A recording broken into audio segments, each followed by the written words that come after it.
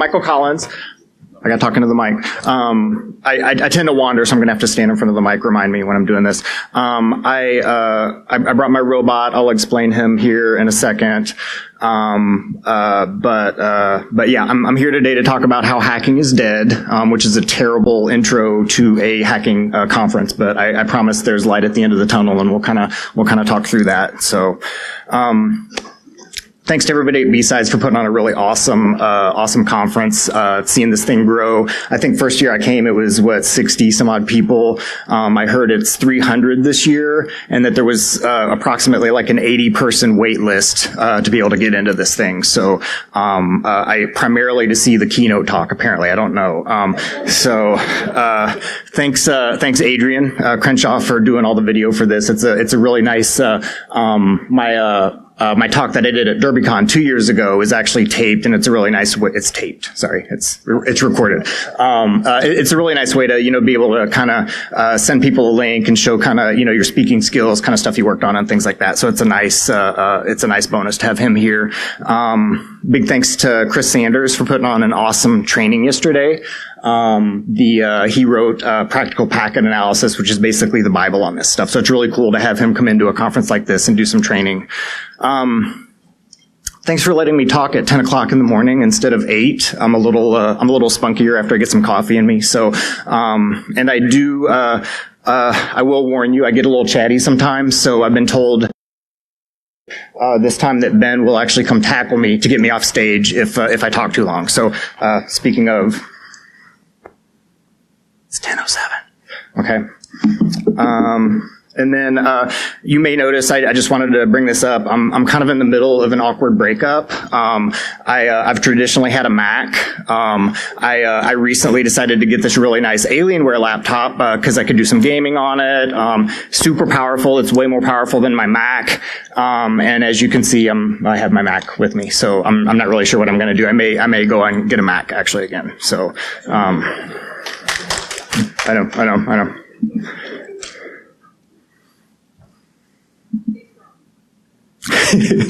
So if you were here 2 years ago, you might remember me. I gave a talk called Drone Delivered Attack Platform, which is basically using a drone to deliver a wireless hacking drop kit. And I wrote the talk from the perspective of me attacking my chicken coop to kind of take the sting out of it. They had actually propped up a wireless network and were doing some stuff looking at salacious pictures of roosters, it turned out, on the internet.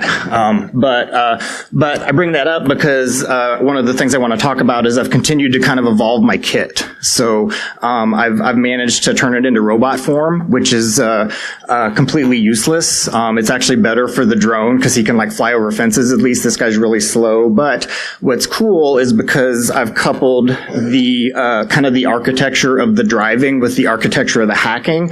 It uses the trusted sec tap like I did on my drone project to call back out over Wi-Fi and call home, which means basically that I could send this to LA, have somebody power it on, it would call home, and I could drive it around as if I was standing 5 feet away from it, which is pretty cool.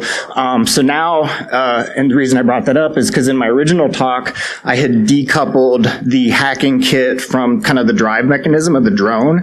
Now I'm kind of back to, it would be kind of cool to kind of couple those again, because you could do the same thing with the drone again, right? Basically have the drone call back out over the internet, VPN into it, and you could literally drive the drone from, anywhere as long as you were within cell phone range. So just brought that up as kind of a cool aside. This is actually it's my current kit minus my software, and I just wanted to kind of bring that up for one reason, because one of the things that we're going to do today is this is open to be able to hack into. So I'm gonna plug this in because one of the things I'm going to talk about is kind of new kind of technology and kind of looking at new technology to hack into, things like that. So I propped my robot up. If you can hack into him before the end of the day and send me a picture from the front of the camera of yourself, we'll have some giveaways for you. So I think I heard a new car is what I heard. You're getting literally a new car if you break into the robot. That's what the B-Sides people told me. It's in the budget, so it's going to be okay. Yeah. So there's a couple talks I decided not to give. I'm an avid Jujitsu practitioner. When I started, I weighed around 235 pounds. I've whittled down a little bit since then. But there's a lot of kind of similarities between how you learn Jujitsu and how you learn hacking. It's very organic. A lot of times you feel like you're really not getting anywhere.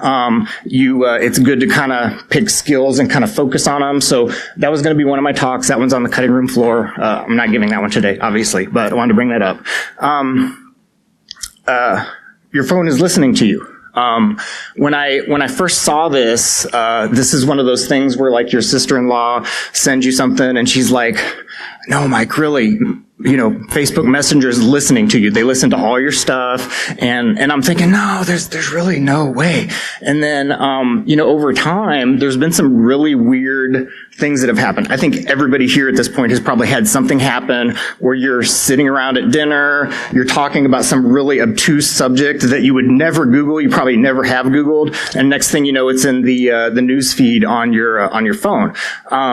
So I thought that was interesting. The other interesting part about it is, how has nobody kind of figured that part out yet? Well, it turns out that some of these clients are pretty hard to get in the middle of. They're pretty hard to hack. I think, some of it is it's probably using code that is used for other stuff. So then I was at BSides in Las Vegas, and this guy gave this talk about robot hacking. You see how I ended up here. This is a continuous story, I promise. One of the things he talked about, it was super interesting. I was like, who cares if somebody can hack into your robot, right? Like I can drive your robot around. Who really cares? Well, he's talking about all the stuff that your robot can do, and it's got a GPS in it. It's got this other stuff, and he's like, and it's got a gyroscope in it. And your gyroscope can be used as a microphone. And so then I was like, wait. Okay, so your phone has a gyroscope in it. Let's just pretend, because all of the companies deny that they're listening to you on your microphone to inform ads, right? What if they're using the gyroscope on your phone to process vibrations, and it knows if it sees a certain pattern of vibrations that meant you talked about camping, and then all of a sudden, it's popping up camping ads and things like that. Completely a theory. I'm just bringing that up. So, not what we're talking about today. Feel free to steal that talk idea, by the way, if you want to do the research and stuff. It turns out it's very difficult to sit in a restaurant and just organically talk about camping, and then it just never does it. It does it when you don't want it to do it. So what we're here to talk about today is things that kill our love. It's not my needy nature. I'm actually talking about a love of hacking. So we're gonna talk through a few things. And kind of the reason I got the idea for this talk is that and I go way back. So I started literally hacking when I was in 6th grade. I'm 47 now, so it's been a while. I've probably been doing InfoSec and ethical hacking stuff for probably about 25 years now. So I have a long history in this. And the thing that's happened, a number of times over the years is some new technology will come up, and people will be like, well, this is going to be the end of the need for hacking skills, right? It could be automation. We'll talk about endpoint protection. I've heard a lot where it's like, oh, you're not going to be able to get something running on, the actual device. I'm not going to steal too much thunder on the endpoint protection stuff because my buddy Brandon's going to be giving a really good talk on that stuff, but we will talk about that a little bit. But these are the things that have kind of come up over the years. So we'll talk about kind of arms races and some examples of that. Automation, the decline in available exploit code, which I think is a really interesting kind of topic. Talk a little bit about firewalls, endpoint protection, and then kind of improve programming frameworks and how that's kind of continually kind of killing whatever the latest hacks are, because they basically build the mitigations into the programming frameworks over time. So kind of one of the first arms races that occurred, and this takes you way back to, I believe, the 60s originally. But you used to be able to do something called blue boxing. So Interestingly enough, the guy that's giving the last talk mentions the same computer that I started on back in the day, which was a TI 99-4A. It had, this was in 5th grade. It had no floppy drive, no hard drive. It was basically like a VIC-20, like it was a cassette, thing. And you saved your programs off to cassette tape. There's people here young enough not to remember cassette tapes, I promise you. But what was interesting about that computer specifically is that you could generate hertz tones. You could generate 2 hertz tones on top of each other and basically generate things like dial tones, generate a 2600 tone, which is what you needed to do to take over a trunk line at the time. The problem here is that there was kind of dual. Back in these days, people didn't really even kind of think about hacking, right? Like, just there hadn't been hackers before. So when they designed things, they would typically put all the documentation out. So Bell Labs literally would put all the documentation out about their signaling and kind of the tones that are used and things like that. It turns out that there was a few people that discovered this independently before the documents were published. There used to be a whistle you could get that would blow in a Captain Crunch that would blow 2600, but it was basically an inbound signaling or an in-band signaling problem, right? The control tones got sent over the same lines that you were talking on, so you could use it to get free phone calls and things. And kind of control long distance mechanism. This was back in the day when you had to pay for long distance. I know people don't remember that anymore either, but that used to be a thing.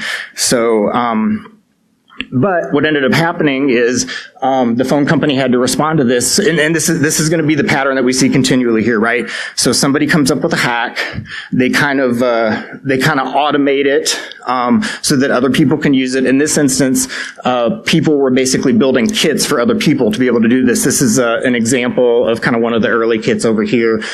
Steve Jobs and Wozniak were famous for kind of being in this business way back in the day.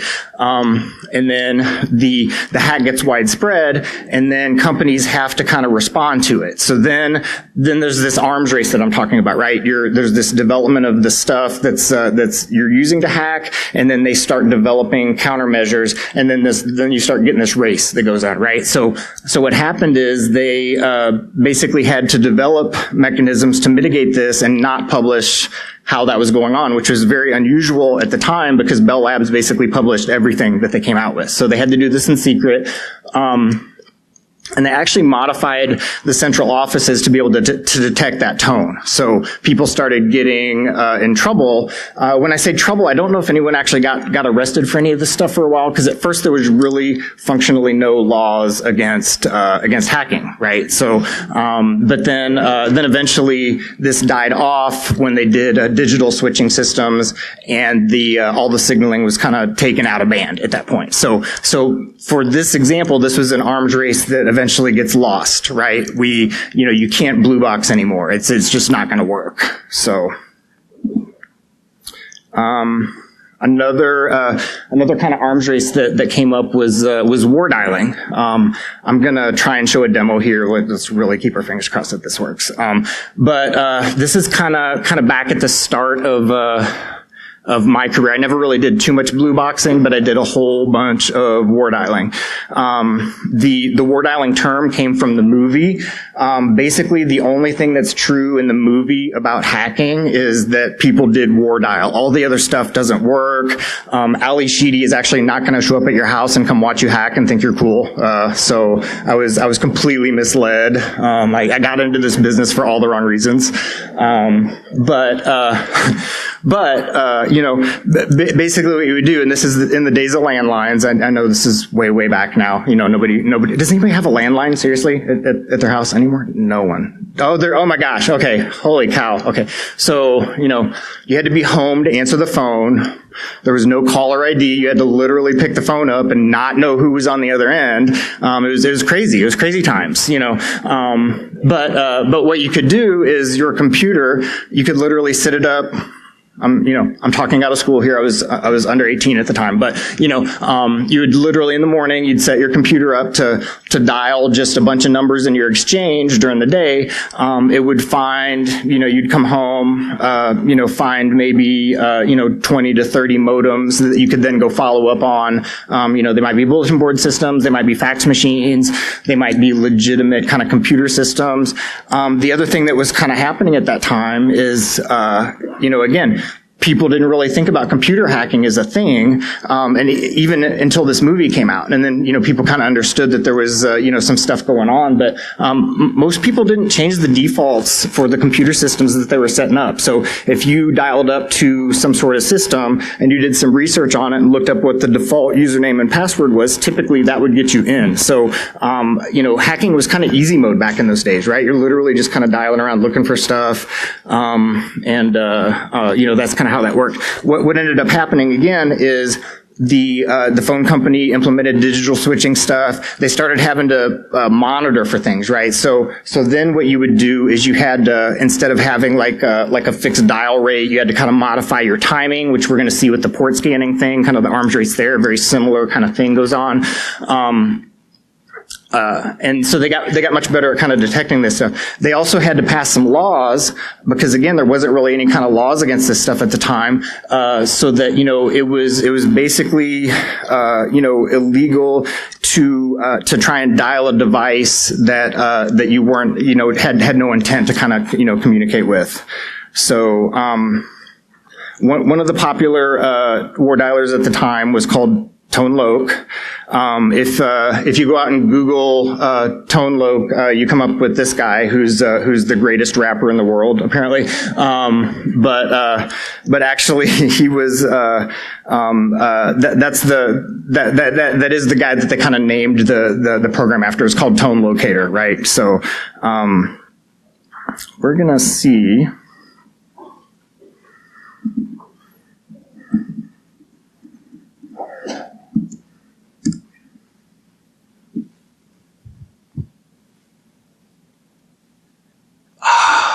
I love it when demos work. Thank God. This was the only one I didn't think was going to work.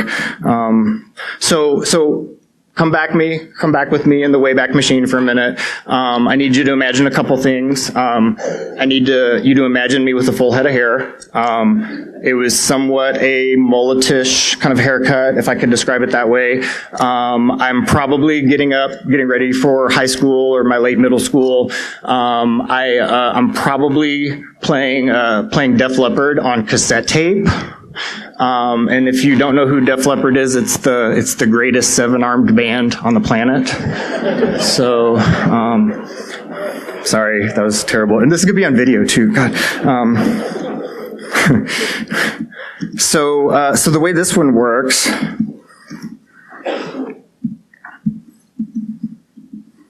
Let me get it all typed out so you guys can see.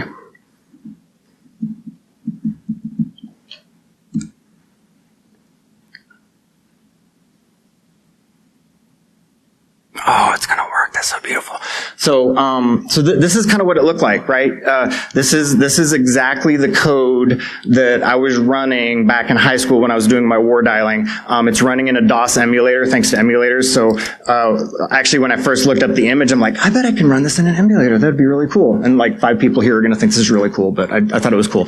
So, but you can see kind of how it goes, right? Like it just is gonna keep dialing numbers until it finds computers, and then it's gonna stack them by, well, that was a busy one, so you could loop back around on it. CDs would be carriers detected, which would be computers that you found, things like that. And because this was written by nerds, it's got some funny features, like if you hit G, it'll mark it as a girl, in case a girl picked up the phone while you're dialing. I assure you that there was exactly 0 relationships that started this way. 0, exactly 0. So yeah, so that's kind of what that looked like. They eventually came out with, there was US robotics modems after a while, so this got way more efficient because what would happen is, it could tell if a voice picked up. So if a voice picked up, it would hang up right away and start dialing other stuff. But again, this was an arms race, right? Like at first, you would do, wait 30 seconds. If you didn't get a carrier, you would move on to the next. And you could just dial sequentially at first. Well, then you had to kind of randomize it because they were getting savvy to it. So if they saw you, dialing, 1, 2, 3, 4, they would shut you down pretty quick. Then you would randomize it. Then you had to randomize the timing. Again, this is going to be super similar to the port scanning stuff that we're going to talk about here in a second, right? The whole arms race where as the attacker's techniques get better, the defender's techniques kind of rise at the same pace and kind of get better along with them. So go ahead and stop. Yay.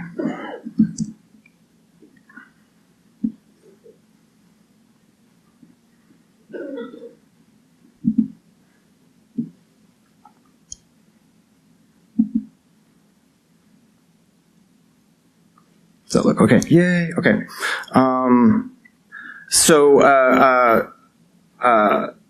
Yeah. Sorry. So port scanning, again, back in the early days, this is even before Nmap. I know some people don't even remember a world before Nmap, but there was port scanners, and it was kind of one of the earliest kind of port scanners was called Strobe. There were a few other ones there. I think the interesting thing about this one that a lot of people don't know is written by Julian Assange, who's the WikiLeaks guy. So he was actually a super legit hacker back in the day. I don't want to say he's not a legit hacker anymore, but he did apparently rub feces all over the walls at his thing or something. He kind of went crazy a little bit. So, but yeah, so that was his code. Again, this was a super simple port scanner. There's no kind of ability to do half open scans or SYN scans or any of that stuff. There's no kind of timing, modifications to it unless you went into the code. But what was nice about this port scanner at the time, especially on high security networks, is it was basically a self-contained C file. And one of the only ways you would typically get caught on a high security network back in the day was by moving files back and forth, right? They were watching for that. But what you could do is you could take the C code here, you could basically get 2 terminals up, you could cut and paste it over to the system, and then compile it on the other system and run it from there, and it ran fine. And it was a really nice way to kind of hop around whatever their detection mechanisms were and things like that. That probably doesn't work that well anymore, but just kind of bring that up. This is old. This is exactly what inspired Fyodor, who's the guy who wrote Nmap. There was a group of 3 of us at the time. We had a research group called Basement Research, but we had done some of the initial kind of looks into kind of TCP/IP fingerprinting, which got integrated later, among a couple of other things. But again, so Nmap comes out. You've got a sophisticated scanner. As Nmapping and port scanning became more popular, firewalls and stuff started having better defenses. So again, Nmap starts implementing all these other features. You can mess with your timing, you can mess with the type of scan, things like that, to try and avoid whatever defense mechanisms are out there. So again, this was supposed to kill hacking at the time, right? They're going to be like, no, we're going to come up with a thing. You can't port scan. You really can't map. As any of my SOC brethren will tell you that work in a SOC currently, people mostly don't care if you port scan them anymore because it's such a common thing. So it's kind of come back around now to where, you can port scan just about anything. And I promise you that, well, I don't promise you. Don't go scan the FBI. They might come find you, but you could scan a lot of stuff and they're not gonna necessarily come get you. So. DDoS. First, one of the first things I want to point out is I do not consider DDoS hacking at all. It's the technical, functional equivalent of me calling 100 pizza guys and having them show up at your door all at the same time. But it's somewhat effective, right? You get enough people who participate in this, and you can bring down networks. Some of the original companies that got attacked kind of struggled with this because there really wasn't any kind of defenses in place at the time. Now there's whole companies that specialize in DDoS protection because it's become such a common kind of thing. I don't know if any of you were around at the time this was going on. But if you logged into the IRC channel and kind of read what was going on at this time, you would lose an IQ point approximately every 30 minutes. It was some of the dumbest stuff you've ever seen. I saw people like, hey, I found their DNS server. It's 127.0.0.1. And there's literally this whole crowd of people like, yeah, it's like, no, you guys, you're terrible hackers. But, they kind of felt like they're part of something, So again, it's this pattern, right? This pattern we keep talking about, hardly any defenses at first, the attackers get more sophisticated, and then everything kind of rises at the same pace. How am I doing on time? I'm doing pretty good, actually.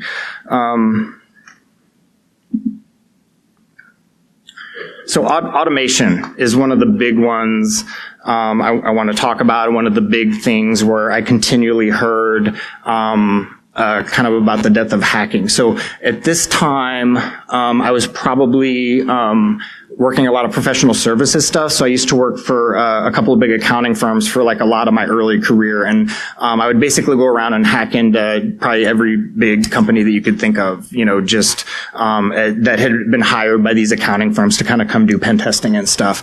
And I literally remember sitting with someone one time and they're showing me internet security scanner, which was one of the first kind of commercial, grade vulnerability scanners at the time.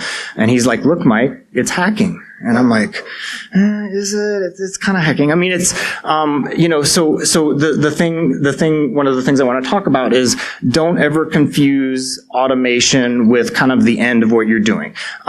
Because what's going to happen is automation, and this is true with any hack that comes out, right? Like there's any exploit that somebody comes up with, at first is very difficult to implement, and then somebody's going to write some sort of Metasploit module for it or something like that, and then it's become automated. Then it becomes very easy to do, right? You literally just go plug in a couple of parameters, kick it off, and then that exploit has been automated at that point. But what I want us to do is embrace automation, because what automation is not killing hacking, or it's not killing things that we do. What it's doing is it's taking pieces of what we do, automating those so that we can do it at a wide scale, so that we can move on and do cooler things, right? Because there's a lot of cool things that we want to work on as hackers. There's lots of new technology that comes out. So don't ever think that, automation is kind of the killer of things. But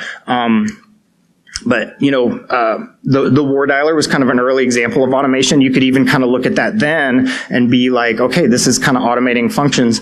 The thing I didn't mention when I was talking about war dialers was, again, not only could you dial during the day for other computers, but again, this was back at the time when you had to pay for a long distance. So people had long distance calling cards, right? So what you could do is basically dial up the number for the long distance, where you would put in your long distance calling card, enter a random number.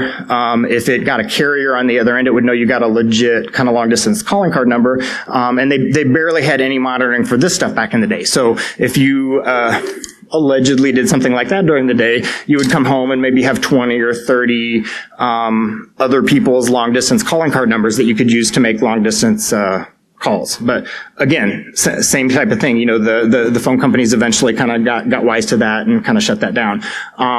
ISS and Nexpos and scanners of that, bent. Same thing, like it's automating the process of mapping networks, which is something that hackers do. It's automating the process of looking for vulnerabilities, but it's not really killing what you need to be doing as a hacker. What it's doing is automating some of the pieces that used to be really painful and making those simple so that you can spend more of your time doing kind of the manual techniques and things like that. Same thing with web application security scanners. Back in the day, I don't know if people remember like the days before SQL Map, trying to do like a SQL injection on a website was super, super painful. Oh my God. Now we've got things like Burp that automate a lot of that stuff. We've got programs like SQL Map that automate a lot of that stuff. This makes our life better. This isn't like taking something and being like, oh, well, that's not a thing anymore. Again, this is taking things and, making it easier so that we can focus on cooler stuff. So Source code scanning, the same thing, has been kind of killing a lot of the typical exploits that we would find. We're going to talk about exploits here in a second and kind of what happened with those. But again, it's allowing us to focus on other things. If the source code's good and we're putting out good programs, then let's go out and look at other places in the organization where there might be problems and kind of focus on those, right?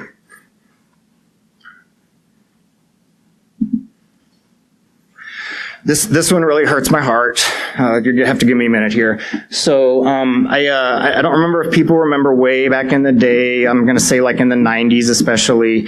There was really mailing lists and things out there, and so if somebody came up with an exploit for something, typically they would even before responsible disclosure was a thing. A lot of people would typically be like, look, I have this bug in this particular vendor's product. I let the vendor know. 30 days later, they would drop the exploit code. And the thought at the time, and I've changed my thinking on this a little bit since then, and I'll explain why. But the thought at the time was that it really levels the playing field, right? The bad guys have the exploit code, but the good guys have the exploit code also, so that you can use that code to test your own systems and find out if you're vulnerable to this specific thing or not, right? What ended up happening is people would automate this and they would militarize it on a large scale. So what ended up happening is shortly after someone would publish an exploit, someone would write some sort of scanner that would look for it on a wide scale, and then they basically just bang across the whole internet looking for whatever the specific bug is. And you getting hacked at that point is not any different than being a victim in like a drive-by, right? You're literally just happen to be on the internet with this specific piece of software that has this specific bug. But what was nice at that time, especially if you were a pen tester, is you had access to a lot of good quality exploit code without having to buy a commercial tool or anything like that. It just tended to be freely available. So that was, I don't want to say that was the good old days of hacking. I'm gonna age myself again here a bit, but it was, it was nice because you had access to really good quality exploit code. Can anyone here remember the last time that a new vulnerability came out and you had an exploit within 90 days even? For some simple stuff probably, but what's kind of happened is there became a market for exploit code. And there's a couple reasons for that. The companies found it valuable to kind of know about this stuff before it came out, right? So this is where some of this bug bounty stuff comes and things like that, where, people are getting paid to develop exploits, so they don't want to give it away for free, right? If you can sell it. The other thing that happened is, and this is still true, if you have a 0-day let's say I find a 0-day exploit in my iPhone. If I did, I would be rich. I wouldn't be here right now, let's be honest. Those things go for an incredible amount of money now. But, if I have something like that and I don't tell anyone about it, I basically have a skeleton key to get into everybody's iPhone that nobody knows about and nobody's got any kind of protection mechanisms to protect against, right? So this would be similar with any kind of 0-day that comes out, right? Like you get a 0-day exploit that comes out, let's say it's Apache, you don't tell anyone about it. Well, that's a skeleton key to get into that Apache server. No one knows enough about it to develop any protection mechanisms. There's no IDS, there's no WAF in the world that's going to see what you're doing because nobody else knows about it. So then what happened is these things got attractive to government agencies and intelligence agencies and things because,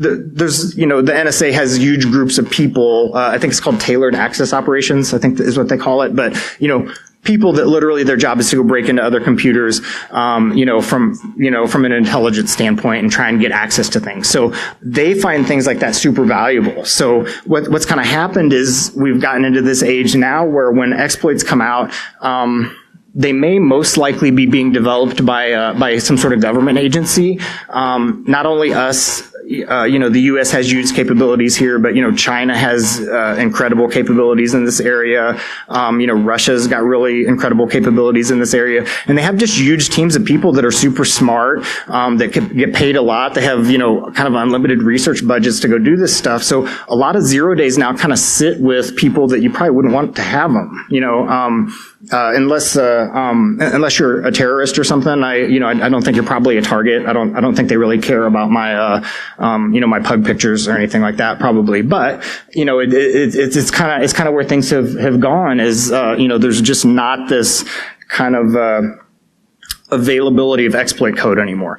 Now, interestingly enough, if you talk to red teamers this day, and you ask them, like, well, in the course of, and when I define red teamer, I'm saying, typically, maybe like a Mandiant or a company like that, where they come in, and they basically do two things. They start off with an assumed breach. So they basically, give us a workstation, we're going to have access to it, and we're going to see how much damage we can do in your environment. And I asked someone, I'm like, well, how much exploit code do you typically use in the course of a day or a year? And he's like, 0. You're basically living off the land anymore, right, on that stuff. So as kind of the availability of exploit code went down, they've kind of shifted to different techniques. Yeah, and they're kind of assuming kind of an internal kind of, they've already got access to stuff. So,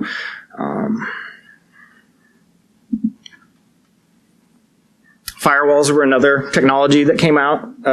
Again, it was supposed to kill basically everything that we do as hackers. First it was just basic network firewalls. Quickly we learned that, you have to open the firewall for some stuff, and the some stuff tends to be vulnerable. So if you can get into the some stuff, you're behind the firewall, and then you can kind of weave your way around and do damage. There's next-gen firewalls now, like Palos and things.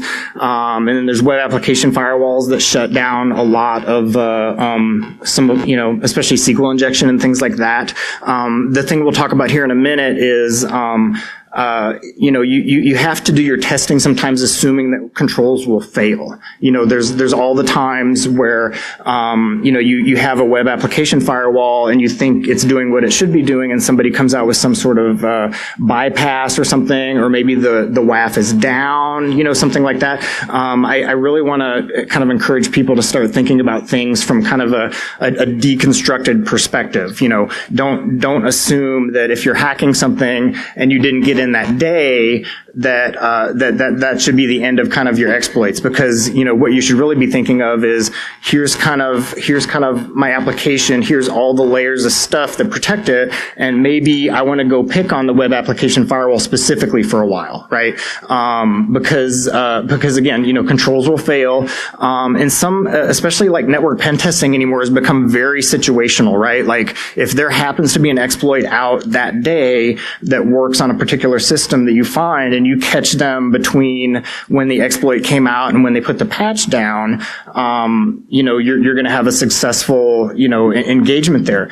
Unless, you're somebody like, a Tratus or someone who's sitting on like this whole army of people who reverse engineer in their sleep and write 0 days, constantly. It's just not within a normal pen tester's capability typically to be writing 0 days on the fly. So, what I'm saying is the fact that, it's kind of time-based. So you need to be able to kind of test like all of the controls and account for the fact that maybe, maybe there is an exploit in Apache that comes out, next month, and then what happens to you when that happens, right?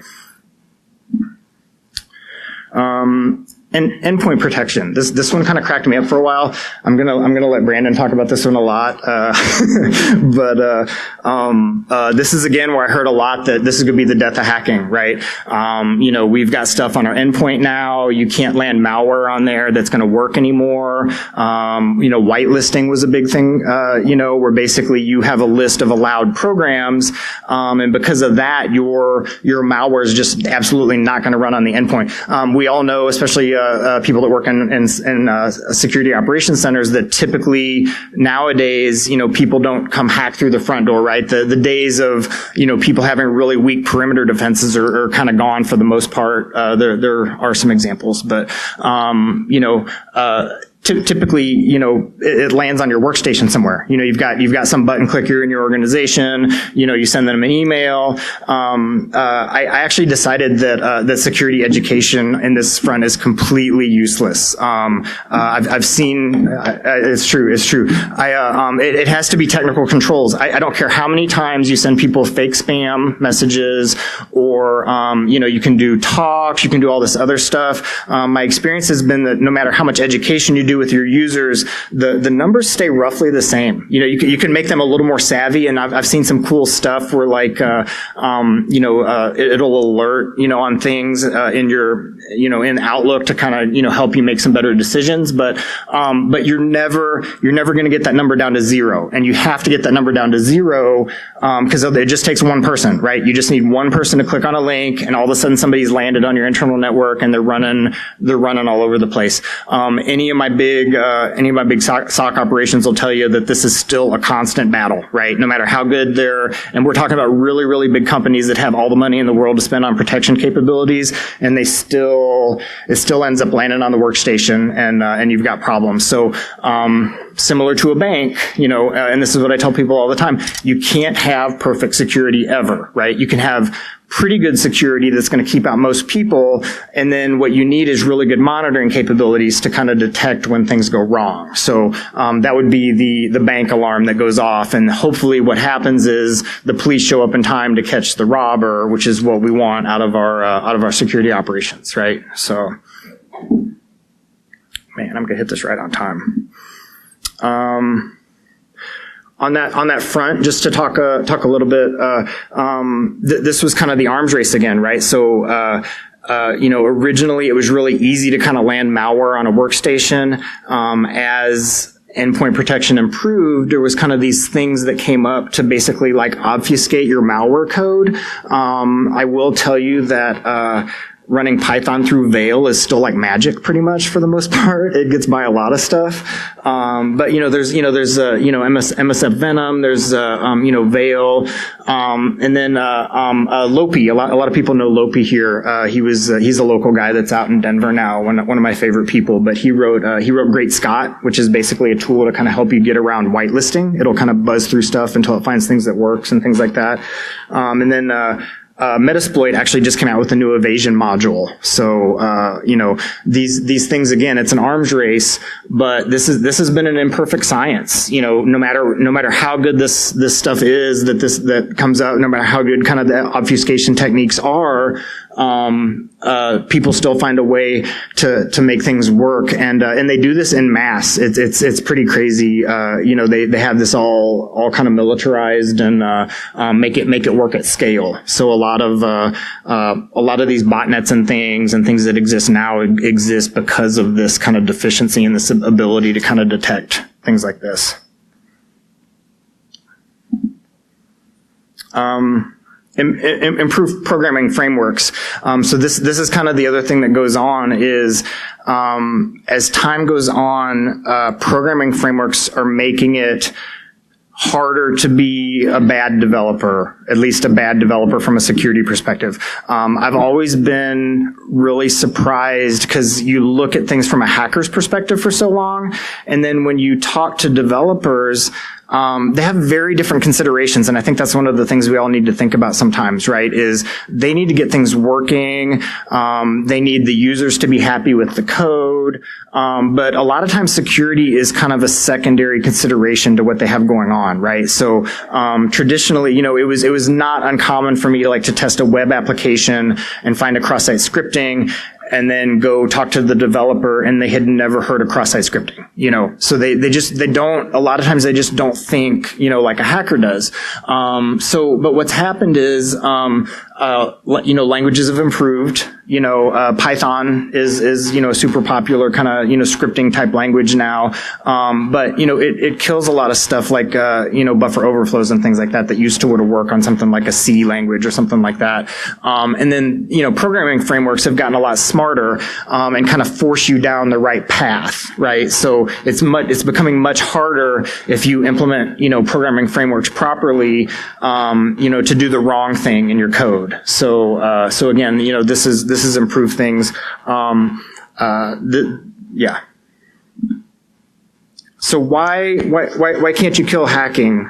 Which is kind of where we're trying to get to here, right? Why all this stuff that keeps coming up, and hacking is still super prevalent, and we still seem to be able to do what we want for the most part on systems and things. The first thing is it's a people problem, right? People are button clickers.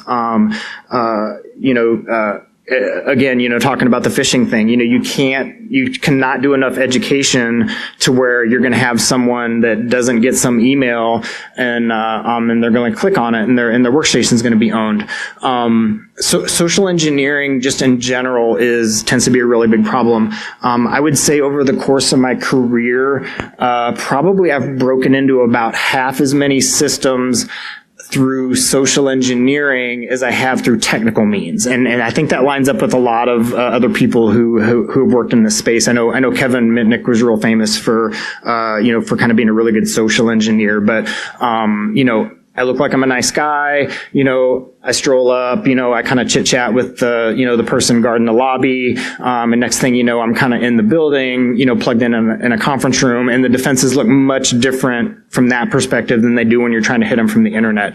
I always tell people I think that's a super unlikely attack. I said, the reason that I'm good at it is because I have a letter in my pocket that says you're not going to take me to jail if you catch me, because I'm there supposed to be doing it on purpose. And it's really hard to put a nerd in a suit sometimes and make them look like they're supposed to be there. So I can put a suit on and look reasonably like I'm supposed to be there. But yeah, social engineering is not going away. Calling people up, talking them out of stuff over the phone, phishing, all these types of things are not going away. So and have always been a problem. Developers don't think like hackers, right? So kind of forcing them down a path to do better stuff, source code review, having these frameworks that kind of continually review source code as they're doing development and things help kind of that problem a lot. But, I especially noticed this in newer things. So, one of the things I noticed about my robot when I first propped him up is I started digging in on the code, and it was terrible. It's literally terrible. And I'm like, but again, this is new technology. So, old problems resurfacing, right? You get established technology, they work the kinks out for a while, the problems tend to go away, and then they implement some new feature and all of a sudden some 20-year-old bug is back in the product. Or, maybe it's just new technology, Internet of Things, or, your smart TV, all of these types of things, again, are a lot of times developed without really thinking about the security implications of them. So one of the things I would encourage you to do is to always really be thinking about kind of what the next thing is, right? So don't kind of, if you become a really good network pen tester, don't sit and think I've developed a really good network pen testing skills. You should be thinking about developing some web application hacking skills, or I highly encourage people to develop some reversing skills these days, because a lot of hardware hacking kind of requires some of that. But don't kind of sit around, continually be kind of thinking about the next thing to study. I have always just kind of gone out and studied what I think is interesting, and that's never really failed me. It's actually always been kind of interesting to see, like I'll be studying some particular technology, and like a week later it comes up on some hack that I'm doing or something like that. So, I really encourage you just to kind of, study what you find interesting. We all do this because we love it, and that's part of why we're good at this stuff, right? Is because we don't see this as pain, but there are people out there who literally like kind of find things and just kind of sit on them, and then they're like, okay, I'm good at this, and you can't do that in this field because things are moving too quickly. The targets are moving. They keep moving our cheese, so to speak, right? They move the cheese from one side of the maze to the other, and if you're sitting over here waiting on them to drop cheese again, you're not going to find it. You gotta be kind of agile. New technologies are coming out quicker than defenses, right? And traditional things. So, as much as sometimes it seems like things that I used to hack that were fun to hack are not hackable anymore. And I say that with reservation because everything's hackable from some standpoint. But, there's all this new stuff that's continually coming out. So the growth of things, that are new is for sure outpacing the pace of things that are getting buttoned up properly. So, and then defenses are always imperfect, right? So again, think of things from a controls perspective. Don't go out and maybe bang on the front door of your internet connection and think things are okay. Kind of deconstruct that internet connection and be like, well, I'm going to go pick on the web server for a little while in the absence of a WAF, and see how that looks. Or I'm going to go pick on the firewall, or I'm going to pick on the intrusion detection system. I think you'll be amazed if you kind of take that approach to things sometimes, how many controls that you thought were operating properly are not operating like you would expect. You're going to find gaps there, I guarantee you. And it's just because there's kind of this tendency to, you put a firewall up and you're like, okay, the firewall's good, and then you never really loop back around and retest it. So, and then, kind of expanding your influence. This would be for a lot of people. Well, and first of all, before I get there, I don't want people to think that, to be a good hacker, to be good in security, you have to have started in sixth grade, and have been doing this a long time. Some of the people that I'm most proud of, started kind of later in life. Sean, who's one of my favorite people on the planet, was at a talk of mine and decided he wanted to get into this. He just got a black badge at DerbyCon. Super proud of that guy. Aaron Miller, which is one of the guys that I originally started with when we did the basement research stuff, was a lawyer or an accountant by trade and just like a Linux hobbyist, and just decided to pick security up. So literally anyone can pick, I don't want to say anyone can pick this stuff up, but if you're interested in it and you have the drive, there's a ton of, need in this space right now. There's a ton of jobs out there, and you can kind of take your pick of things that you want to work on. I definitely want to encourage you to, oh man, I'm going to hit this right on time. This is great. Embrace automation. So don't think of automation as evil. Think of automation as the thing that's kind of helping your job, helping automate the detection of things in a quicker manner to enable you to move on to cooler stuff. I want you to think of it like that. Don't ever think of automation as, oh my God, I came up with this really cool hack. Someone wrote a Metasploit module for it, and now everybody can do it. You shouldn't think of it like that. This is what enables you to move on to cooler things. Think of hacking as a skill that can be broadly applied. Maybe your job is not necessarily a hacker, but I think thinking about things from a hacker's perspective can be valuable to just about anyone's job. I recently transitioned to, I'm not working specifically in InfoSec. I'm working on some internal cloud things and software-defined networking things. And what I found is my hacking background is super valuable in that space because, again, it's Linux containers. Again, what's old is new. We're back to Linux again. Understanding firewalling and things like that, all super important in that space. So think of hacking as a skill that you can kind of broadly apply to your job and other things.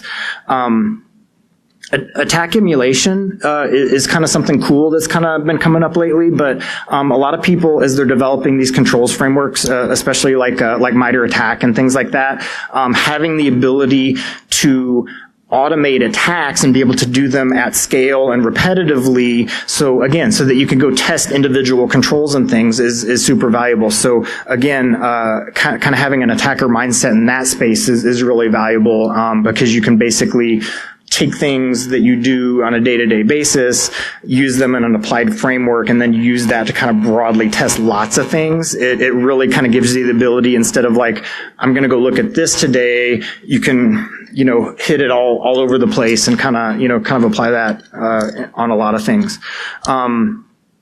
incident response is somewhere where you can plug in your organization. If you're like on the pen test team, I'm always shocked when I see SOCs that don't rope in the hackers when something big happens, because I find that the hackers, especially your internal hackers that have kind of been engaged to be continually testing your defenses, have some really good ideas when a real hack goes down, as far as like, oh, well, I think maybe they're trying to do this because I know this is over here, or they're trying this technique, or, it's really good to kind of plug those guys in there. So if you're an internal pen tester and you're not involved with your SOC, I would encourage you to get involved with your SOC if you can, as a way to kind of expand your influence and kind of functions at your company there.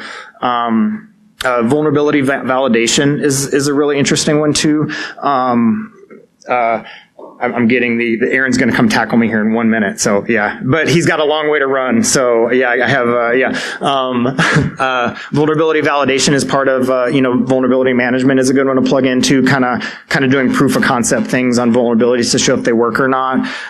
Secure design, physical security and social engineering, like we talked about already. And then, again, focus on new technologies as they come out, because those are going to kind of be the new thing. Charlie Miller's a famous local guy. He's the guy that's the Jeep hacker that everybody's heard about.